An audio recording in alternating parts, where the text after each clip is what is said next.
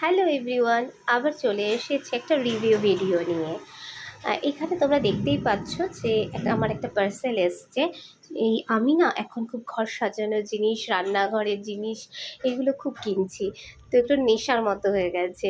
অনলাইনে দেখছি আর পটাপট অর্ডার করছি। আর কিচেন অ্যাক্সেসরিজ বেশিরভাগটাই আমি না মিশো থেকে নিচ্ছি।